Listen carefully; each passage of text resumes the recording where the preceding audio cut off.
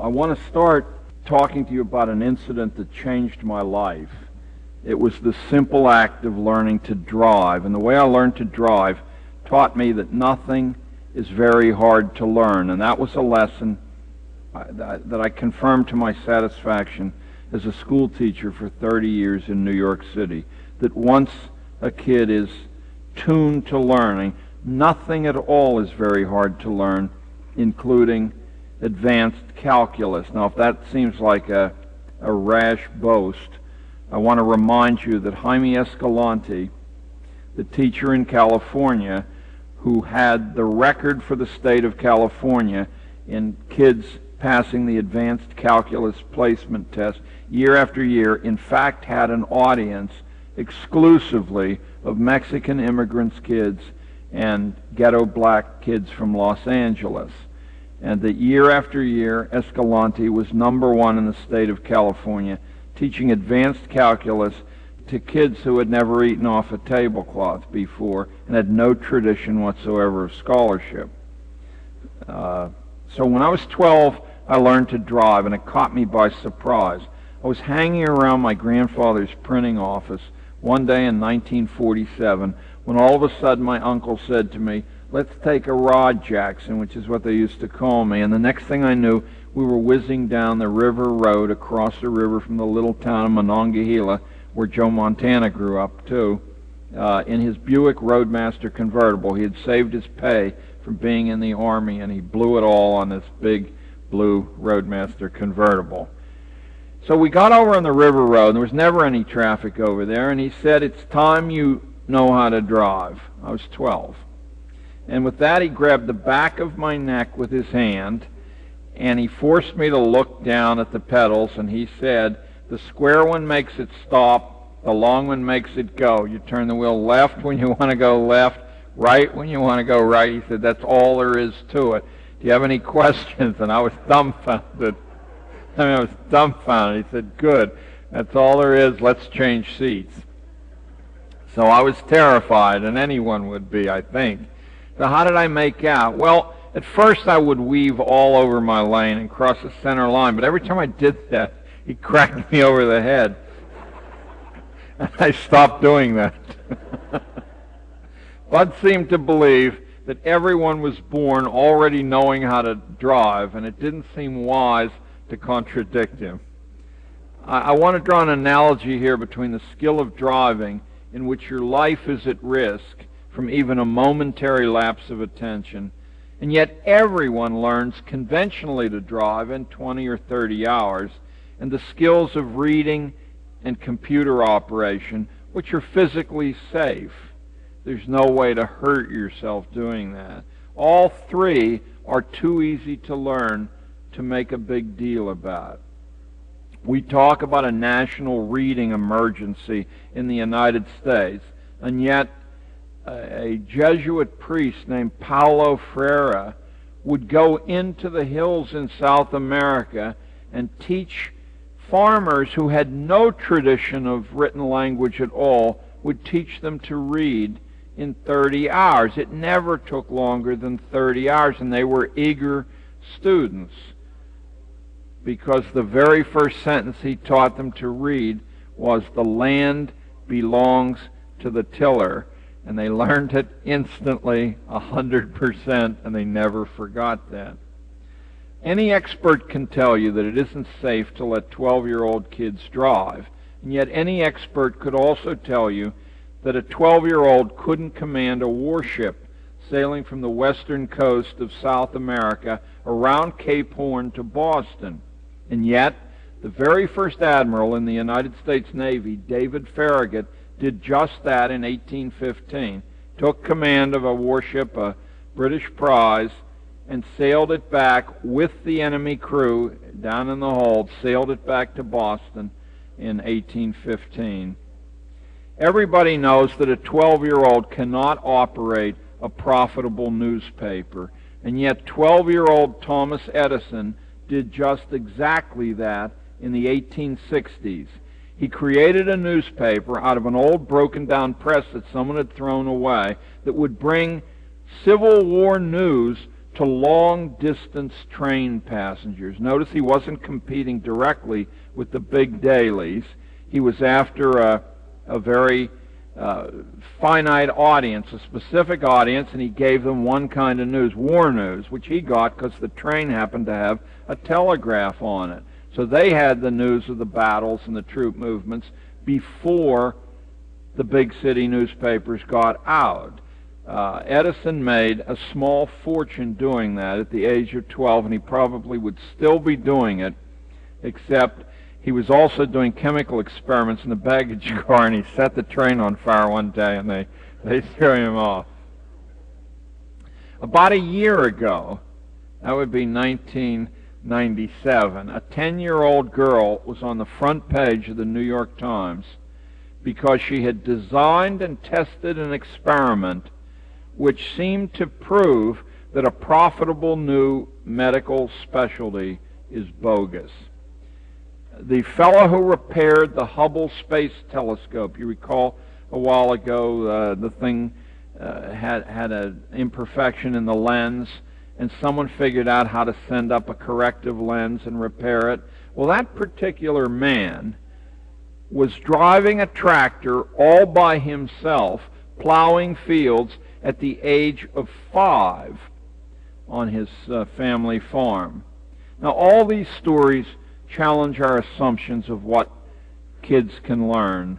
One of the universal marks of an educated man or woman is that they know how to challenge assumptions. They don't believe everything strangers tell them. But schools are unable to help with this challenging of assumptions for fear that we might challenge the very assumption of forced schooling itself. Now, I'd like to tell you a story that I was an eyewitness to. It's 2 years old. In the northeast corner of a famous island a long way from here, I usually don't tell people what the island is, but since I'm sitting in a church in Nashville, it was Hawaii. And an island where 80% of all the, because I don't want this woman harassed, but I know that church-going people won't do that. An island where 80% of all the employment is working for some level of American government. Did you know that? Outside of the beaches, Hawaii is one of the most depressing places on earth. I mean, the people are whipped and beaten, not the people who pass in and out for a couple of years or the tourists, but the people who live there. They're all government employees. So in the northeast corner of Oahu, a 60-year-old woman sells plates of cooked shrimp and white rice out of an old truck. I mean, the truck has some rust on it. Her truck, including its cooking facilities, is probably worth about $5,000 at most. It's at least a 20-year-old vehicle. Call that her capital investment, $5,000. And I think I'm going to open some eyes about a theme I talked about last night, independent livelihoods, entrepreneurship. Out of this truck, she sells only shrimp and white rice. At $9.95 she charges, but it's a big plate of shrimp and it's wonderful. She also sells hot dogs for kids and canned soda. That's it. The license to do this costs this woman $1,200 a year, or a little over $3 a day. She has a high school diploma and a nice smile. Her truck parks on a gravel pull-off away from the main highway in a location where nothing is around, and the only advertising she has is a hand-lettered sign out on the highway that says, shrimp plates, $9.95. The day I stood in line for a shrimp plate, 5 customers were in front of me, and they bought 14 plates of shrimp and 14 sodas before it was my turn. All those transactions took 12 minutes because I wear a watch. Suddenly I became intrigued about this humble woman's income. And the next day I came back and parked where I could watch the truck but not make the lady nervous. And in 2 hours she sold 41 plates of shrimp, 41 sodas, and maybe 10 hot dogs. A week later I returned and watched again, and there was a pretty similar tabulation. Now, my wife is an honor graduate of the famous Culinary Institute of America, and she was nice enough to estimate for me that $7 of the $10.95 was probably profit. Later, I chatted with this shrimp lady in a quiet moment, and I was delighted to discover that she loved to talk about her business. She's out there 56 hours a week. She takes no vacations except Christmas and Easter, and she averages 100 to 150 sales a day, but her record was 350. When she doesn't feel like working, which is often, one of her 3 daughters takes over. I didn't ask her directly how much she made, but based on what she told me she sold every day and how long it was open, I made a quiet calculation that showed that she must be netting at least $250,000 selling shrimp out of an old truck. She has no interest in expanding or franchising. And one thing I noticed, all the customers, including me, seemed pleased to be there. They chatted and joked with the proprietor. She seemed happy to be alive, and why not? Now you know something about me driving and something about a shrimp lady on a faraway island. And before we discuss education, I want you to listen to one last story. It's about a 13-year-old Greek-American boy that I'll call Stanley, and since I'm in a church, I'll call him Stanley because that's his name. Stanley only came to school, he was in my class, one day a month, and he got away with it because I was his homeroom teacher and I covered for him. I didn't do it to be a lawbreaker, but because Stanley explained to me where he was spending his time, and I agreed with him it was more educational than what went on in school. It seems that Stanley had 5 aunts and uncles. Every one of them was in business for themselves before they were 21 years of age, and he wanted to follow in one of their footsteps. He didn't know which one. One was a florist, one was an unfinished furniture builder, one a delicatessen owner, one had a little restaurant, and one owned a delivery service. What Stanley did when he cut school was to work for nothing at all for these aunts and uncles, one right after another. He was passed from store to store doing free labor in exchange for an opportunity to learn the business. "Hey, Mr. Gatto," he said to me, "this way I get a chance to decide what business I want for myself. You tell me what books to read, I'll read them. But I don't have time to waste in school unless I want to end up," he actually said this, "like the rest of you, working for somebody else." After I heard that, I couldn't in good conscience keep him locked up. So learning to drive, making a small fortune doing useful work, learning an independent trade. Did you notice as I was talking how easy all 3 of these were to learn and to do as long as the learner takes responsibility, keeps an open mind, and has the time and the assistance to get where they're going? It's the time and the right kind of assistance that schooling isn't allowed to offer most of us. And because of its rules, which are made far away from the classroom, it couldn't offer this kind of assistance even if it wanted to. Let's get it clear in our minds that a schooling is not an education. You can easily compensate for lacking a schooling, but there is no way to make up for the damage that occurs without an education unless you're willing to go through grief, struggle, and pain. Without an education, you are simply smaller than you might have been. Plenty of famous and brilliant people have lacked a schooling. George Washington had exactly 2 years, and his school teacher was a convict because nobody else was crazy enough to do that for a living. Benjamin Franklin had exactly 2 years. He was thrown out of both schools that he was in as a troublemaker, although you're going to have to look long and hard before you find a biography that will tell you that. But that's the truth. Admiral Farragut had none.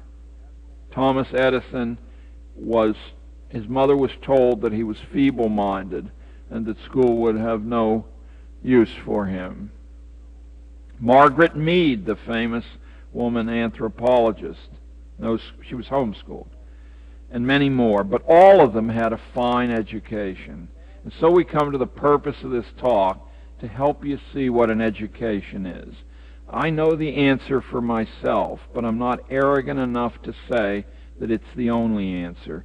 So I'm going to walk you through my own working definition, the definition of the famous Lancaster Amish, and finally I want you to look at a list of what the 20 finest private boarding schools in the United States ask for from their kids. If you take what you like from each of these examples and mix it with your own wisdom, your own common sense, and your own God-given individuality, I think you'll take away something useful from the time we spend together. First, my own ideas, which I confess I've learned from too many people to thank here.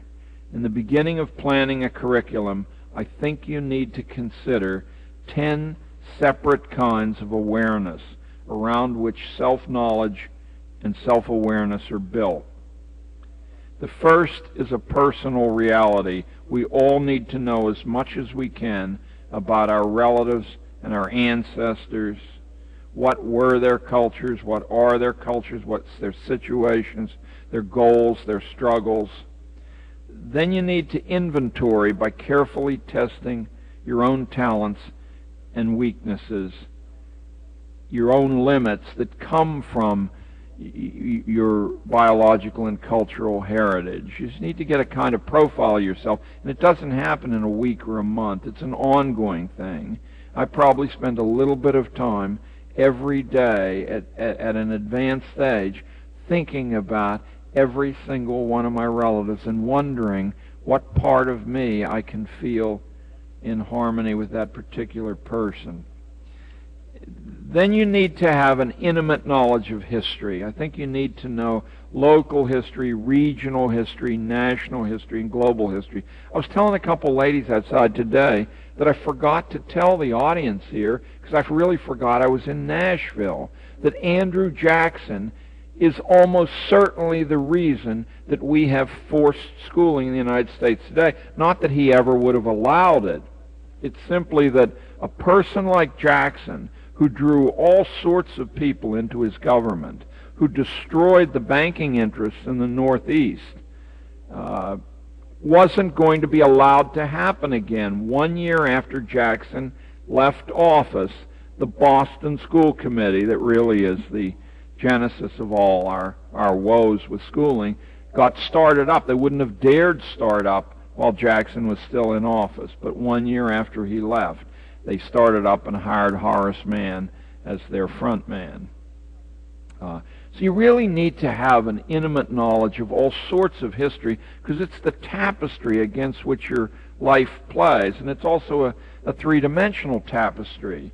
I mean, it runs backwards in time, and there are many, many, many examples that are useful to you in deciding what your choices and options are, but only if you know history. Let me tell you why. If I say you don't know history, I don't know whether you do or not, but you as a generality. The Germans, the North Germans, the Prussians figured out that people who had a deep understanding of history were dangerous because they could think in contexts. What the Prussians wanted to produce were problem solvers who had no idea whether the problem they were solving was going to make a problem for someone else, like building an atomic bomb. They simply were technicians. And the Germans were wonderful at producing problem solvers, but they said in their private discussions that only one person out of every 200 should be allowed to think in historical context to figure out what the point of solving the problem was and what kinds of ideas it grew out of.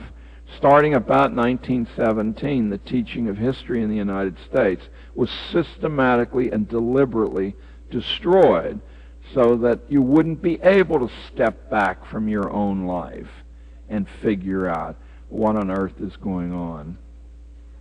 On the other hand, I have some good news for you. It's a fairly easy and greatly satisfying thing to self-correct that. So an intimate knowledge of history, that would include political history and cultural history, maybe the history of labor, the history of science and technology, and other relevant forms. That's the second thing. The third is that you need to know the physical world within your reach. You need to know about its geography, its botany, its zoology, its chemistry, its physics. One of the most successful sets of curriculum that I ever administered or designed and administered was supplying each kid with a map of the 12-mile-long island of Manhattan. It's 2 miles wide and 12 miles long, and telling them that by the end of the year they would have personally and privately explored every zip code zone. I think there were 38 of them in that confined area, and they would have analyzed the types of business in this particular zip code zone, the housing stock, the dress of the people, and a number of other impressions. Now, what I'm talking to you about is high-powered market research of a type that has immense cash value, especially in a place like Manhattan. But the kids were quite up to that challenge, and we also got into the geography and the botany and the chemistry and the physics of these different places. And that's number 3. Number 4 is you need to know enough about the world of work to have an intelligent selection of vocation. When we get to the private schools, you'll find out that is number 1, is mastering an understanding of the world of work so that you can match up who you are privately with what I used to tell kids, you don't want a job that pays well if you're going to be miserable in it, because the money is simply not a compensation for destroying yourself, or if it's antagonistic to your principles, with things that you hold valuable. Number 5 is that you need to know something about the philosophies and psychologies of human association. You need to know the difference between families and friends, between friends and companions, between companions and comrades. You need to know about collegiality, which is what we use the word networking for today. And you need to know what love relationships ought to be based on the accumulated wisdom of thousands of years of human history and the accumulated wisdom of your own family. That's number 5. Number 6 is you need to understand the intricacies of making a home. Now, I know homeschoolers don't have a problem with this, but usually I speak to non-homeschooling audiences, and I say, what a laboratory of everything the home is. It's not an academic exercise, and yet it is an academic. It's both. It's both real life and something that can wonderfully engage the mind as far as you want to carry it.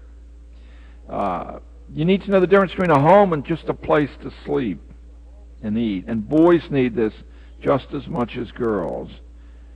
You need to know the challenges of adulthood in all its ages and what the obligations and duties of a strong man or a strong woman are, what they're expected to shoulder. Number 7 is you need to understand the challenge of loss and the great challenge of aging and death. I know that we tend to think of aging and death, depending on whether we're religious or not, in certain ways, but one of the ways I challenged an audience in Boulder, Colorado last fall, who had just heard the Dalai Lama speak, so it was a tough act to follow, let me tell you. I was the next speaker. I said, nothing would mean anything at all if you didn't age and die. If you lived 50 million years, why would it matter that you did anything today or next year or 40 years from now? What would anything matter? We have this wonderful chance to watch ourselves on this circuit and to adapt according to who we are. You're never the same person 2 days in a row. You're always a day older, which means a day wiser if you want to be. And finally, you have to struggle constantly and lifelong, I think, to understand a glimmering of the metaphysical reality that there are things beyond the physical, things of the soul and the spirit, and no people living on earth at any time in history didn't feel that this was true, but it's not subject to scientific investigation. So once these various awarenesses are awakened, you're better able to see the shape of an educated person as it emerges from the chaos of ignorance. In the first place, an educated person can write their own script or a large part of it. He or she is self-determined. So I think you can see that's always a process of becoming, that you never quite get there, but you're always arriving there. You're getting better and better at it. Second, an educated man or woman knows the ways of the human heart so well that they're hard to cheat or fool. Now, I know where I got that from. That's from Thomas Jefferson's diaries. That you know the ways of the human heart so well that you can't be cheated or fooled very easily. Imagine how much grief young people would be spared if they knew that before they arrived at the stage where powerful physical feelings occur, in the later teen years. The third is an educated man or woman, I also got this from Thomas Jefferson, knows their rights and knows how to defend those rights. That's the last thing any school in this country would dream of teaching you, your rights and how to defend your rights. I mean, it'd be a nightmare for them if you knew those things. Number 4 is an educated man or woman possesses useful knowledge. They know how to build a house, or how to write a song, or how to make a boat, or how to grow food, or how to design clothing. They know something real, and if they don't know it, and they want to know it, they know how to learn it, and they have the confidence to learn it. There's a school up in Bath, Maine called the Shelter Institute that guarantees you that you will know how to build a 3,000 square foot multi-level Cape Cod home in 3 weeks if you go there, because you will build a home in those 3 weeks.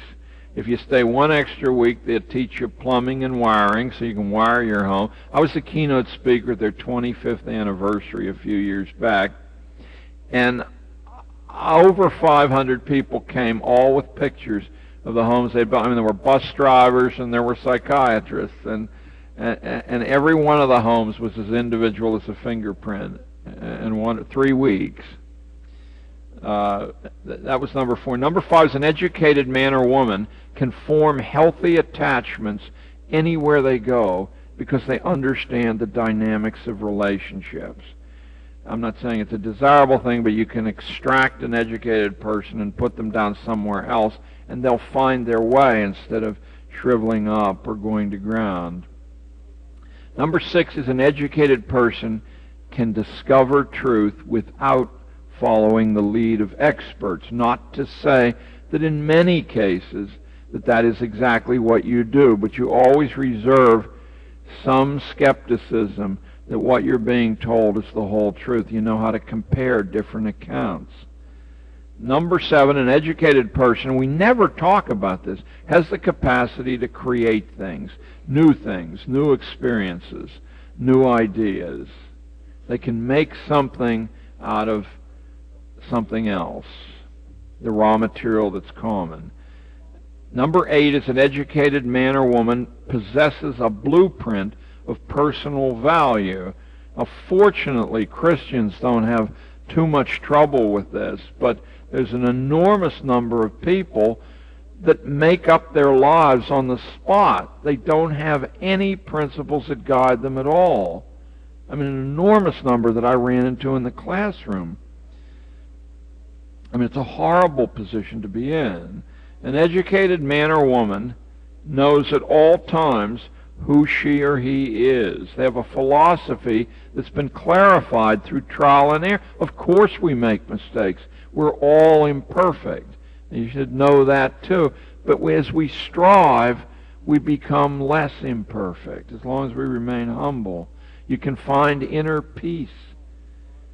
Number 9, and this one is my favorite, is time doesn't hang heavily on an educated person's hands. He or she can be alone. They're not at a loss for what to do with their time. I'll tell you a story, a comparison that interested me. I grew up in several small towns in western Pennsylvania. Monongahela is the one that's closest to my heart. This is the literal truth. I never heard anybody say they were bored until I got away to college. I went to Cornell, and suddenly everybody said it all the time. And yet they were all prosperous and well-favored and well set out and anointed as the leaders of tomorrow. They were bored all the time.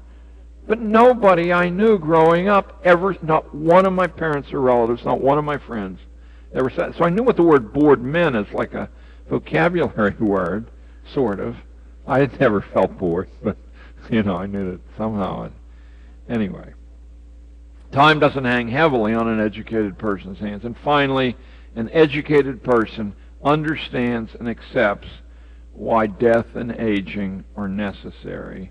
And an educated person learns from each age of their life, even right down to the last age. Now let's shift from John Gatto to the old order Amish. They're a group of 150,000 well-mannered, prosperous, law-abiding people who came to America with little more than the clothes on their back. So they didn't have any contacts to make the way easy for them, and they have been persecuted by the state of Pennsylvania, the state of Wisconsin, the state of Ohio for the whole century. So everybody's heard about the Amish, but very few people know the astonishing details, and here they are. Virtually every adult Amisher has an independent livelihood as the owner of a farm or a business. The break is 50-50, and the source of my information is a section at Johns Hopkins University that studies the Amish. There's almost no crime in the community, no violence in the community, no alcoholism in the community, no divorce in the community, no drug taking. There's a little bit of each of those things, but it's so microscopic that when it happens, it makes the front page of newspapers, because it just doesn't happen. Number 3 is they accept no government help with health care, with old age assistance, or with schooling after the 8th grade. And for most of the century, not even that. They were compelled by the government to accept 1 through 8 schooling. Now comes one that should either make you smile or despair. The success rate of Amish in small business is 95%. 1 out of every 20 Amish businesses go bankrupt inside of 5 years. But the success rate of non-Amish business is 15%. That is 17 out of 20 non-Amish businesses go bankrupt in the first 5 years. Number 5 is all Amish children have a chance to take an expense-paid sabbatical year away from Amish life when they arrive at the verge of adulthood, because the Amish don't want someone in the community who doesn't want to be there. And they say, how do you know whether you want to be there unless you've tried something else? So they underwrite these excursions all over the country, living among us. There are temporary non-Amish who return. 85% of all grown children prefer to remain close to their parents in the community, and that is a principal reason that this group has grown 3,000% in the 20th century. In the year 1900, there were 5,000 Amish. Now there are 150,000. That's a 3,000% growth. And finally, almost every group member, when interviewed by outside investigators, reports total satisfaction with their lives, whether they're children or adults. A fellow named Donald Craybill of Johns Hopkins University studied Amish businesses. He studied 1,000 Amish businesses for a book published in 1995, which I'll bet will be in the National Library System, called Amish Enterprise, From Plow to Profits. And he had this to say. This is Craybill speaking to you now.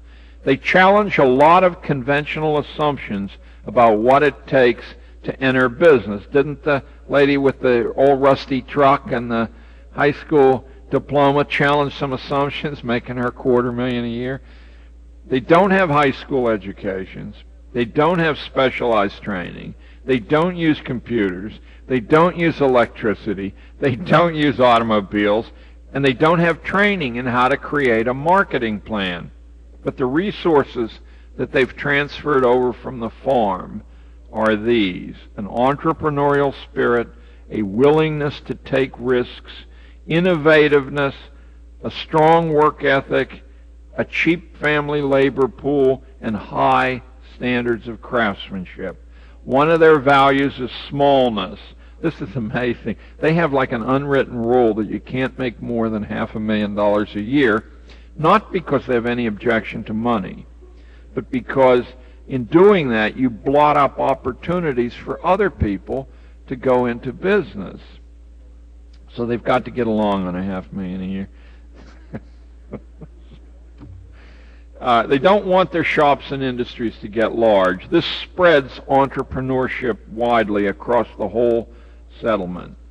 What you just heard is a big part of the Amish definition of education, but I'll add a little more. They're legendary good neighbors. They're the first to volunteer in times of crisis in the outside world. They open their farm to ghetto children, and they frequently rear handicapped children from the non-Amish world that nobody else wants.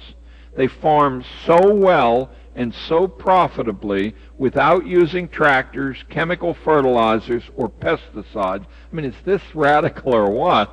That Mexico, Canada, Russia, France, and Uruguay have hired them to advise those countries on raising agricultural productivity.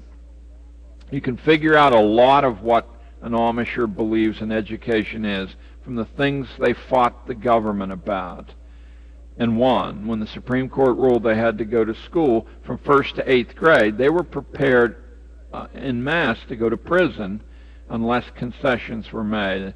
And they won these concessions. They demanded that any school be within walking distance of home. They would not allow their children to be carried on buses. Number two, they refused large schools where pupils are sorted into different compartments and assigned different teachers every year. Three, they demanded that all school decisions had to be signed off by the parents. They demanded a maximum 8-month school year. They demanded that teachers who taught their children be knowledgeable in and sympathetic to Amish values in rural ways. They refused to hand their children over to professional educators. 6, they insisted their children be taught that wisdom and academic knowledge are two different things. 7, they insisted that their kids have practical internships and apprenticeships supervised by the parents. They were prepared to go to jail and lose everything before they would surrender their children to any form of state indoctrination called schooling, which would break up their families, their traditions, and their communities, and leave their children restless, trained to leap and jump, but without purpose or direction, not knowing where they would land. The Amish realized that new government schools were social separators, built on the principle of mechanical milk separators.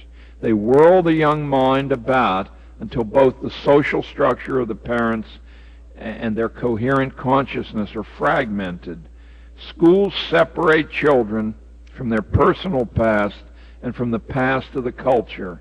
Education, as the government called it, separated people from the daily content of life, dividing the world into disciplines, courses, classes, grades, and teachers who remain strangers to their children in all but name. Even religion in a government school, if it was mentioned, would be studied, analyzed, and separated from the family and from daily life. It would become just another subject for critical analysis. Specialists armed with books, separated from the Amish in culture and training, would be entrusted with rearing their children and would encourage their children to liberate themselves from the shackles of home. For what purpose? To jump where? In what direction? Of course, the school, after it breaks your kids away from you, has no idea. And the constant competition, the Amish thought, would destroy many people. It would leave a multitude of losers, humiliated and self-hating, a far cry from the universal strength that Amish community life required. An education to an Amisher is being independent, living in a close community as a valuable neighbor, and living a godly life. On the cusp of the 21st century, where you and I are perched, it hardly seems possible for a definition of education like this to have survived and even thrived. Yet how can we explain the baffling Amish who do it their own way in spite of expert advice and have abundant prosperity and abundant happiness? That the Amish have done so well puts a realistic base of possibility under the ideal of an independent citizenry as the proper goal of schooling. It's something I hope you'll think about. I'd like to offer now a rough three-part division of the basic ideas we're grappling with. First, there's learning. That's the mother concept. And learning will occur naturally whether you want it to or not. That's why wise mothers watch the company their children keep and the situations that they gain experience in. The second concept, schooling, is done in an environment controlled by others through procedures and sequences more or less controlled by others and for the purposes of others. There's a value to schooling, and I'm of mixed mind. There's a certain group of people who say, well, it shouldn't be called homeschooling, it should be called home education. It's both. There's a value to schooling. If there weren't, we would just all have babies laying around in parks and streets. And there's even a great value when the teachers are people who care for you and struggle to understand you as an individual. But schooling is never enough. The third concept, education, describes efforts that are largely self-initiated, internally, of course, for the purpose of taking charge of your life wisely and living in a world that you thoroughly understand. The educated state is a complex tapestry woven out of broad experience, substantial risk-taking, grueling commitments. It's hard work to be educated. It really isn't very hard work to be schooled, even to be brilliantly schooled. You just sort of hand yourself over to other people. And as I say, if they're nice people and they love you, you'll turn out pretty good. Other people will like you. But you can't write your own script then. In this formula that I've given you, learning is something that happens all the time. Schooling occurs when the content of learning is determined externally by other people who impose discipline on the learner, and education is consciously self-determined. It involves building up internal controls over data gathering, judgment, self-discipline, and commitment. I'm sure it's what Inga meant yesterday when she said, you know, you get them on the path, but then you let them walk on that path themselves. It blends information acquired through schooling and accidental learning with a personal purpose. In education, school learning is critically screened and independently verified by each learner before permanent retention. An educated person learns when to trust strangers and doesn't confer that kind of trust indiscriminately. In our own society, schooling, because it's compulsory, is the balance wheel in this child development engine. It can help learning or it can hinder learning. It can encourage education or it can discourage education. I mean, if we had a different forum, if I told you what my kids did, it would seem as though I just scattered them like grain to the four winds. But the truth is, I had very, very rigorous expectations, and the kid and their parents knew that, and that to get another opportunity, they were going to have to demonstrate to me that some effort had been put out. Every kid perceives, however dimly, the presence of an invisible hand in a school setting, moving with an unstated purpose. As long as that purpose doesn't distort the kid's human nature and seems friendly to learning and encouraging to education, the relationship of a student to schooling develops smoothly. But when a feeling arises that learning is being suffocated and education derailed, the commonest way that happens in a home setting is that you love your kids too much, so you overprotect them, and it suffocates this impulse to take risks and to find out what your limits are, which self-knowledge is the mark of an educated person. Now let's take a look, this will be the fun part, at what the parents at the finest and most expensive private boarding schools in America want from schooling. I've been studying their expectations for 20 years now in order to compare them with my own goals. And I think you'll find this interesting, even if you don't agree with all of it. I'm talking about the 20 ritziest private boarding schools in America, schools like Groton and St. Paul's and Deerfield and Kent. But there are only 20 of them, and some of them say there aren't 20, there are only 18, but 20's around. I'm going to warn you in advance to take careful notice that none of the principles these wealthy parents seek costs a single penny to develop. I don't think they know that. That everybody could do one or all of these things with their own kids just as well as Exeter or St. Paul's could, and I'm going to give you these ideas in no particular order of importance. You decide which of these are important. Elite private schools want their children to learn good manners and to display those manners to everybody, even the humblest person, without thinking about it, so the manners would be reflexive. Now, you might very well want the same thing because it's the proper thing to do, it's the godly thing to do, but that's not why. It's because they know that manners will make their children welcome everywhere, even in strange settings where they're not known. Someone will recognize that this is a well-bred person. Now tell me, and don't answer the question because I know the answer, does it cost anything at all to teach people good manners? I run into ghetto kids who are as mannerly as anybody on earth. All right, the second thing elite private school parents want is hard intellectual knowledge taught to their children undiluted. They don't want it watered down. Now, I never taught any kids younger than 8th graders, but I will tell you that we started in 8th grade with Moby Dick, and as soon as I found out that the school edition had all the hard words and ideas taken out, I just threw it away and went out and bought enough copies for my kids myself of the real thing. I mean, Moby Dick's as hard a book to read as I think exists. This is your tough book to read.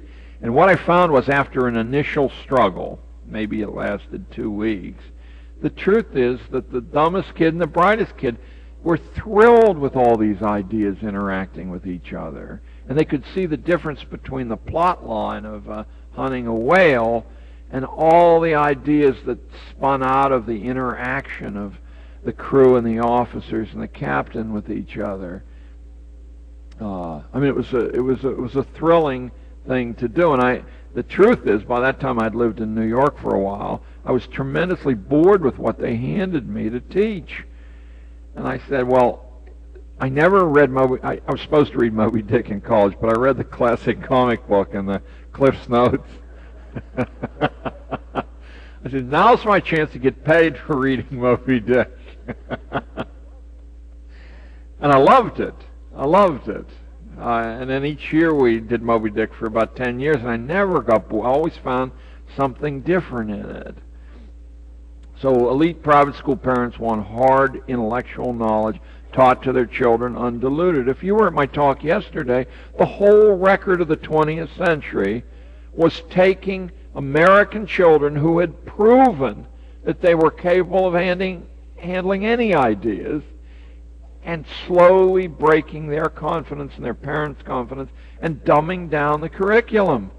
It was done so gradually that you don't notice until you pick up, allow me to make this aside, if you pick up a bestseller from 1818, that would be James Fenimore Cooper's Last of the Mohicans, and you make sure that it's unexpurgated, don't get one of the, you will find yourself struggling to read a book that's casting off political and scientific and philosophical ideas. I mean, you got to read about 3 pages before the arrow gets out of the quiver. That was a bestseller in 1818. It sold the equivalent of 5 million copies of a book today. That would be an outrageous bestseller. It was bought by dirt farmers, and it was read by their kids. Where we have slipped is hard for us to see, because just looking at the previous generation, you can see a little slippage. You've got to go back 100 years. You're going to get some 5th grade textbooks from the 1820s, and you'll discover that what you're reading are college textbooks today. So this thing's been going on for a century, but it's not been going on in these elite private schools that way. And you can correct that. There's a little bit of, you got to correct it in yourself first. I mean, always go for the hardest, and you'll find in short order, I swear to you this is true, that it isn't very hard at all, that the hardest thing is for you to overcome your fear that you can't do it. That's what Jaime Escalante taught those ghetto kids in Los Angeles. He said advanced calculus is very simple. Now you might say, well, that's just a nice romantic guy talking, but I once had that one of the premier structural engineers on this planet, Mario Salvadori, half a page in Who's Who by this guy, tell me face to face, he said, John, I could teach you the calculus in 3 hours. It's that easy. He said, but you would not believe you could learn the calculus in 3 hours, and therefore in 3 years you won't know it, even though you might be able to pass a test on it. So, you know, we've all been conditioned to being much less than we are. Elite private school parents want their children to be advised only by people that they personally respect and trust. Isn't it madness, now none of you are involved in this madness, but isn't it madness that millions of people give their children away to total strangers? They have no idea whether these people are murderers or whether they've been in deep psychoanalysis for 40 years. And it's luck of the draw, you know. It's not one stranger, it's like 5 or 6 a day. All right, now let me stop for a second. Have you heard anything yet that sounds like it costs too much money for you to afford? Let me continue. All these things are free. The next thing elite private school parents want is that their children be taught a love and appreciation for the land, for the natural world of plants and animals, not for the scientific knowledge, but because they recognize that unless you have a relation with nature that's easy, your life becomes lonely and barren and abstract. That's why these rich kids ride horses and sail boats. Not for the competitive sport aspect of it, but because it puts them in touch with nature. Next, they want their children to develop a public sense of decorum so that they can adapt naturally to every setting they find themselves in without provoking anger or opposition. They want their kids to be knowledgeable enough and sympathetic enough with ways that aren't their own, that if they find themselves temporarily among, that they'll just relax and enjoy the sojourn. Next, they want a common core of Western culture taught so that all, not so they can pass tests, but so that all the generations, the grandparents, the parents, and the children, are certain to be comfortable with a shared set of ideas and tastes and values. And I'll stop again. There's nothing radical here, is there? And there's nothing that you need to mortgage your home to buy. I have a little bit more. We're almost done. Elite boarding school parents want, this is something that most of us neglect. They want leadership exercises taught to their children as an important ongoing theme of curriculum. They are not interested in their children being part of a managed herd. And fortunately, the leadership exercise, I mean, there's a whole section in libraries, and much of biographies contain leadership exercise, how the person learned to lead. For all the, I think correct, I'm not trying to be political up here, but for all the righteous indignation that can be brought against the current President of the United States, what intrigues me is how he learned to master leadership that way, coming from a family in Arkansas. His mother was married 6 times, although only to 5 men, one twice. How did he learn to master leadership if it isn't something that you can study and learn? No, he didn't master it well enough that he's going to get any farther, I think, than last week. I think his days are over. But nevertheless, his command over the affection of most of the American people is a form of leadership itself. And he sort of radiates self-possession, and he broadcasts a certain amount of humility that certainly President Bush didn't broadcast. I mean, Bush was an elitist from Yale, you know, and I have some argument with all the American presidents of the last 20 years. A major concern of boarding school parents is that their children get individual attention. Now, I'm sitting here with people who are masters of that. That their children are in small classes, and by small, they mean 9 or less. Well, I'm sitting here with people who are masters of that. But this may very well not be true of some of you. They want continuous pressure put on their children to stretch their individual limits. That is, if you find 4 or 5 talents emerging, you don't allow the kid to be satisfied with a minimal performance. I know that one of the things ghetto kids love to do, and they do it quite well, is to draw cartoon figures. But what they almost exclusively do is copy the cartoon figures out of the comic book. And when they'd press these drawings on me, because they wanted to be patted on the back, I would pat them on the back, but I would then say, you know, you copied this right out of a comic book, but you didn't see what was there. Every one of your little panels is exactly the same size. I said, look at these comic books. The panels change size according to what's going on in the action of the story. I say, all your hands and arms and heads are inside the frame. Look at the average comic book. A hand will be sticking out of the frame or something. There's this sense of movement and aliveness, and you were sitting there looking at the book, and you didn't see that. Now, suppose I give you 2 or 3 days off school, and you go to the public library, and you simply sit in the art section of the library, and you take down 20 or 30 books, pile them around you, and you find out what these hidden rules are that these comic artists are using, because they were discovered a long time ago too. So you push kids. Almost everybody has areas of interest, and you push kids in their areas of interest first, and then you might be able to show a kid how one area of interest is related to another. For example, a kid who wants to work in the comic book industry, there are very few jobs for the artists, but there's quite a bit more jobs for the people who write the stories that are put in the speech balloons. And there's even more jobs for the executives who market the books and who do the tie-ins with sweatshirts and hats and stuff like that. So I remember one boy who now has a beachfront home out in Seattle and is very, very successful as an advertising artist now. But he was on the school records as a functional illiterate. And I said, I'll give you time to draw comics if you master the whole industry. I want you to know the economics of the industry, the psychology of the industry.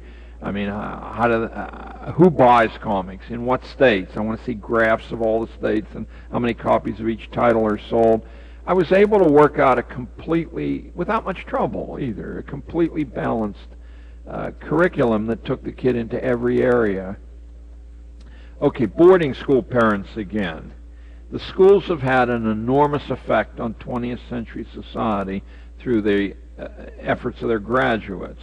And because of that importance, I've reduced the practices in these places to a formula so that you can see clearly that there's nothing they do that isn't easily within your reach. And the formula looks like this in an elite boarding school. The stress is on a disciplined mind that knows itself and knows its limits and knows its strengths. It's on a theory of human nature. That's Thomas Jefferson's understand the human heart so well that you can't be cheated or fooled.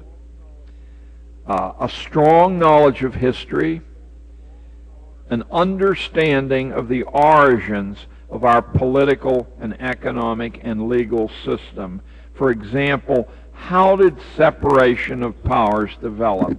So if you take the ideas that make America, you can follow those thematically back in history and actually come to the root, the seed.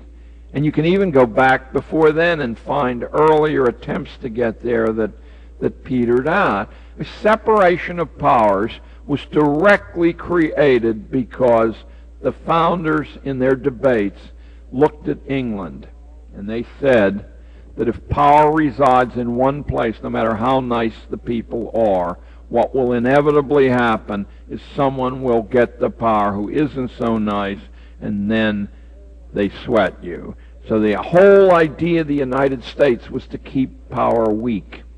And you did that by making it hard to do anything. So when the newspapers berate you and say, we shouldn't have to work so hard for a national health plan, you should just turn this over to experts. Again, it's a form of intellectual treason. The whole idea was that everyone's voice would produce a better result than expert voices would.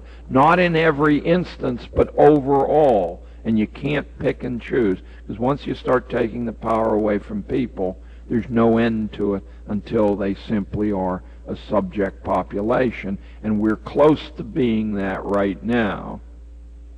I'd say, just to swell your heads here, I think that the homeschoolers are the most exciting contradiction of the direction of the 20th century that I've ever heard, seen, or read about.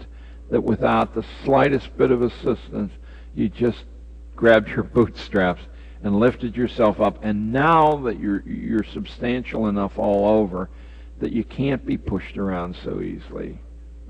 So an understanding of where the ideas that ran America came from.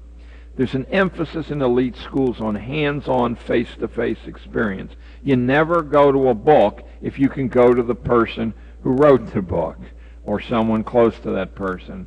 You get as close to the origin of the idea as possible.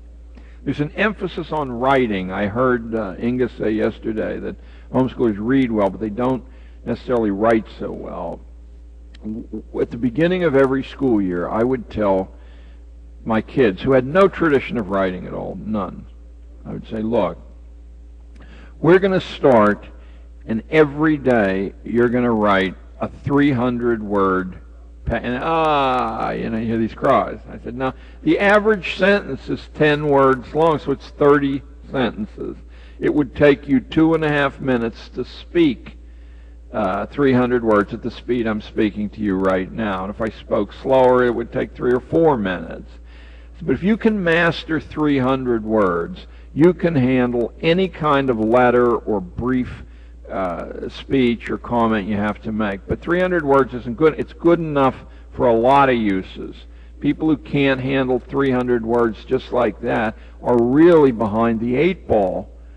I said, but 1,000 words. And they go, nobody can write 1,000 words. And I thought that too when I was in college. How can anyone write 1,000 words? It isn't possible. I'm just remembering. Actually, it was 500 words, they said. It took me 6 weeks to write. What 1,000 words is 3 typewritten pages, really. You know, maybe a little bit more than that. If you can write 1,000 words, you can hold your own in any sort of debate. You can write op-ed pieces for the newspaper. If someone says to you, can you do an analysis of the feelings of homeschoolers, if you hand in 1,000 words, anyone would think that's the beginning of a good job. I said, so we're going to start with 300 words until you suddenly see that all your fears are wrong, that when you're jabbering at each other in the playground, I mean, you're getting at 300 words in 3 minutes, that it isn't very hard to do. And then the next thing you're going to see is that 1,000 words isn't very hard to do if you know how to build a structure inside of it. So you put the structure down first, and then you add the words to it. And one of the good ways you can do that is if your kid writes something, you can read it hard, not just read the words, but read it hard and say, I would like to know more about this. Or you say this is true, but you don't say why you believe it's true. There's no evidence here. Rules of evidence. Just by questioning and saying, now just write me you know, the evidence you have, or just elaborate on where this fella you're talking about came from, or maybe what his parents are like. It's a gradual process, but it's much quicker than you think. The first time somebody writes a 300-word paper that they feel is pretty good when they read it out loud, they really don't have much trouble. They can teach themselves from that point on. The first time somebody writes a 1,000-word paper that they feel comfortable with, they can. And make the writing exercises real. I mean, certainly your kids ought to be corresponding with a few relatives. It makes the relatives feel good. Being a relative, I can tell you, it does that. It's a nice thing to do. It builds bridges to other people. There are letters to be written, not only to newspapers, but surely you want your kids to have some apprenticeships, some contacts with the business world and with the different institutions in Nashville. The right kind of letter doesn't have to be very long, as long as it looks right, frequently gets a favorable response. People would say to me, how on earth did you get all these things for your kids? And I said, well, obviously I couldn't have. They got these things for themselves. Well, how did they do that? And I said, they made phone calls, or they had their parents make phone calls, or they had me make phone calls. They wrote letters. They stopped by in person, and when the person wasn't in, they left behind a note that testified to the fact that they were on their way to being an educated person. There's so few kids learn this, even in you know, fancy schools, that we had New York at our feet. I mean, I had many, many more things that the kids could have done than I had kids to do them. The adult community, it's true, has been broken of its habit of helping children. But you and I know something. It's built into human nature. It's not hard to reawaken that need to talk to a younger person about yourself or your business or how you do things. It's very easy to reawaken if you go directly to the source and not through official channels. We're almost done here. They want kids at elite schools to develop the power of accurate observation. Now, I'll tell you the simplest way to do that for hundreds of years was an important part of the curriculum of important schools all over the world. I was reading an essay written in about 1860 about schooling to people who lived in 1860, obviously, and what it said was that if you can't draw what you see, then you're not actually seeing what you think you're seeing, and that you must let your kids develop a good accuracy in draftsmanship. I mean, they don't have to be Picasso, or God knows they wouldn't want to be Picasso. They don't have to be Rembrandt. They have to accurately transcribe what they're able to see. Think of all the rather important jobs that demand that kind of skill, just as a ancillary, as a part of the whole package. I mean, I have an architect. I'm trying to build a little apartment inside of an old barn so I don't mess up the look of the old barn, because it's 100 years old and I don't think I have the right to do that. And inside of a couple of hours, he had worked out sketches that I could see, I could choose between. Well, I mean, what if he didn't have that ability to do that? Not one of my favorite human beings, but the reason Charles Darwin's book made such an enormous impact was Darwin drew. There are thousands of drawings in the book, and they're not Rembrandt, but they're accurate enough that you can see what the thing is. So developing the powers of accurate observation, it's not a natural thing to do. We don't naturally see what's in front of us or hear what other people say either. So some emphasis on that. The experience with the master creations of music, of painting, of sculpture, of architecture, dance, poetry, the other arts, that'd probably be an easy thing to do around Nashville, because there's a tremendous investment here in the arts. And I would add to this, although this came from the private school thing, a familiarity with folk art as well. That is the art that comes from people who don't have their whole lives to devote to some specialty, but still are heartwarming in the expression of their art. I guess Grandma Moses, if some of you are old enough to remember her, who became quite rich and famous on the basis of not knowing perspective, which is common to folk art, because they don't have any academic component. 3 more, and we're done. Scientific knowledge of the sky above and the earth below. This one is a big one. Practice in learning how to handle pain, physical pain, emotional pain, and intellectual pain. If you wonder where the tremendous American interest in sports came from, it comes from the aristocratic boarding schools of England, and it was translated over here, and it was done not to win a game, but to get people familiar with the idea that pain isn't very painful, unless you think it is. Otherwise, it just goes away. The reason that young children were put on horseback and learned to gallop and leap over fences was that first of all, it's like driving a car. If you make a mistake, you're dead, or you're paralyzed, or something awful happens to you. But it isn't that difficult not to make a mistake. If you sail a small boat out of the sight of land, which all small boat sailors is part of the training, where are you? I mean, all the waves look the same, and if you sail in the wrong direction, I mean, you end up in an awful spot in the middle of the Atlantic. What you learn from these things is that you do have, I'll say, the God-given internal resources, but these people knew that you had the internal resources to overcome these things, that it was only to the common people that they seemed impossible to do. Once you tried to do them, they were easy to do, or fairly easy, as long as you were disciplined, as long as you understood there was danger, as long as you were confident in yourself. Well, you want those things for your children anyway. Now, my kids couldn't afford any of those things, so what we did every year, and the kids did it alone, so they didn't have the protection.